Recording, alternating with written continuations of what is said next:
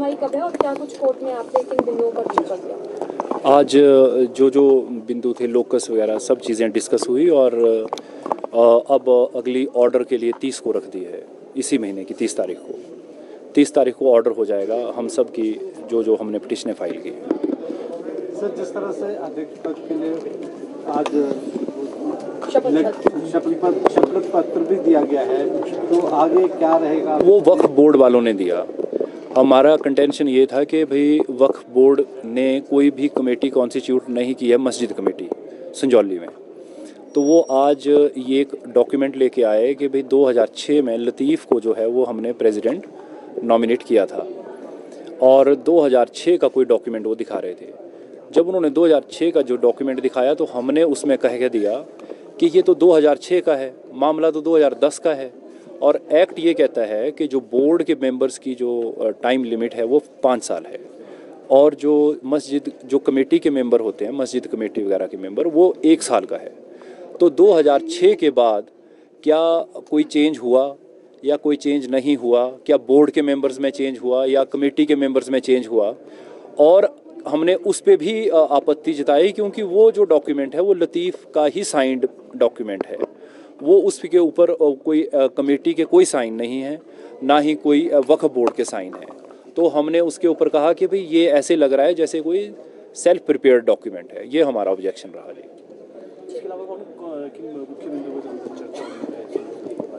अंदर आज इन्हीं बिंदुओं पे हुई। आज सारे जो पीछे से लेकर चले आ रही थी बहस, वो हमारे लोकस को लेकर थी। हमारे जो हमने कहा कि भाई ये जो मिसमैनेजमेंट हो रहा है, हम इस बिहाफ पे कोर्ट में आए हैं कि भाई वक्फ की प्रॉपर्टियों के साथ कोई इस तरह का मिसमैनेजमेंट ना हो।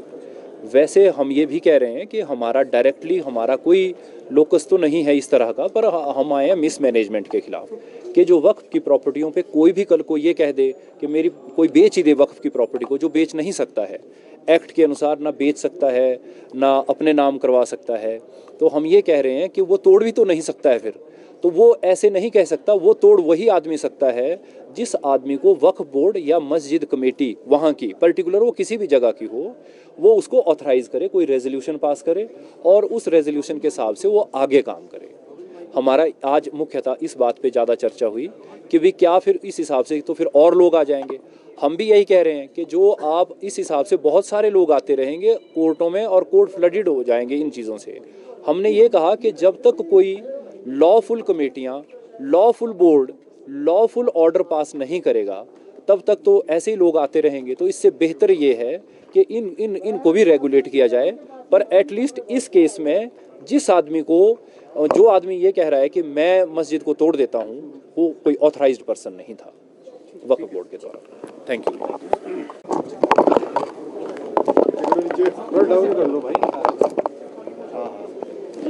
क्या हुआ सर आज कोर्ट में और आपके? मेरा ने जो प्रेसिडेंट का ने क्वेश्चन उठाया था, आज वक्फ बोर्ड ने उसका जवाब दे दिया उनको और अब जज साहब के कोर्ट में वो जो भी डिसीजन करेंगे तो क्या जवाब दिया? वक्फ बोर्ड ने दे दिया कि 2006 से जो है ना ये हमारे वक्फ बोर्ड संजौली मस्जिद कमेटी के प्रेसिडेंट है। हाँ जी।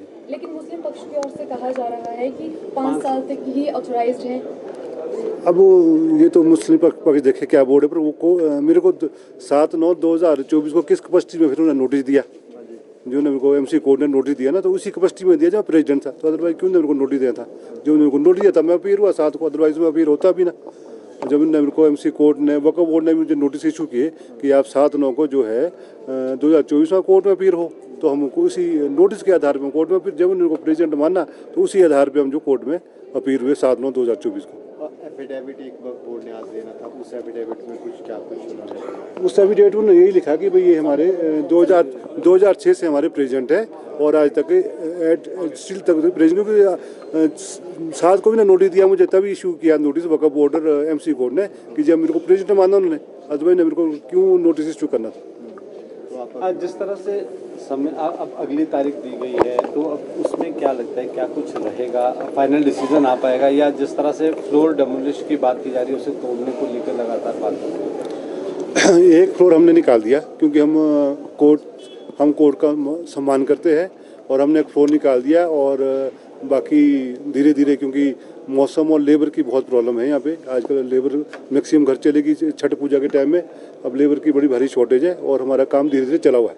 लेकिन जिस तरह से कोर्ट में ये भी कहा गया कि एमसी भी तोड़ सकती है अगर आप के पास लेबर नहीं है, तो क्या लगता है आपको कि एमसी को इस पर कोई पहल करनी चाहिए, क्योंकि जो समय अवधि दी गई है वो 2 महीने की है। अब उसका हम एक्सटेंशन लेंगे एमसी कोर्ट से ना। अब समय अवधि तो है, पर अब लेबर की मैन की सर्दी में आपको तो पता ही है, मैक्सिमम लेबर अब दिवाली के बाद 99% लेबर चल जाती है। आजकल हम बड़ी मुश्किल अरेंजमेंट की हमने छत को निकालने के लिए भी, और आगे जो दीवार भी शायद चला काम हमारा धीरे धीरे, वो लेबर की बहुत शॉर्टेज है।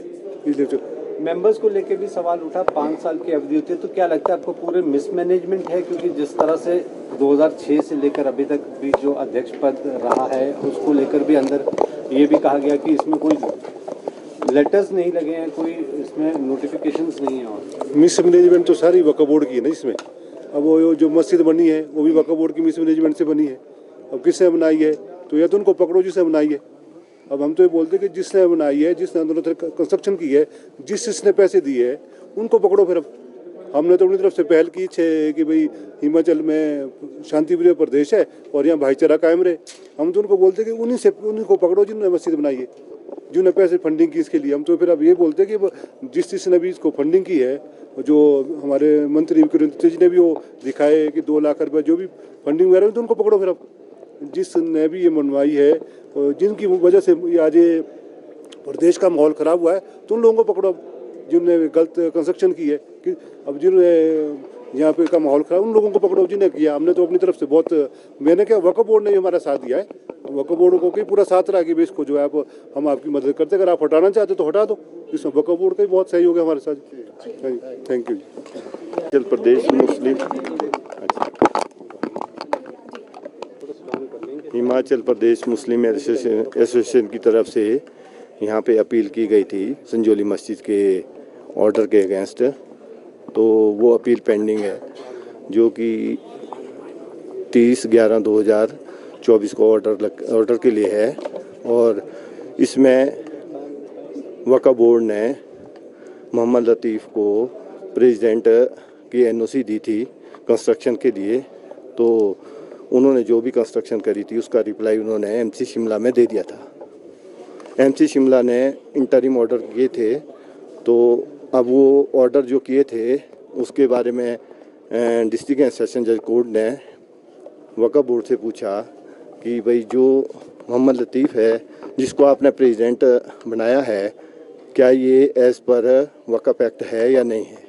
तो उसका रिप्लाई हमने आज कोर्ट में दिया, जो कि 30/11/2024 को district and session London district and session जज ने ऑर्डर के लिए केस रख दिया है। आज प्रॉपर बहस हुई, सभी एडवोकेट द्वारा प्रॉपर बहस हुई। आज कितने सालों से मोहम्मद लतीफ़ प्रेसिडेंट है? ये 2006 से मोहम्मद लतीफ़ अभी तक प्रेसिडेंट चले हुए हैं कागजों में वक्फ बोर्ड के। और इन बिटवीन जो है बीच में ये वहाँ पर कोई दूसरी सेल्फ स्टाइल कमेटी बन गई थी जिसने ये कंस्ट्रक्शन की थी।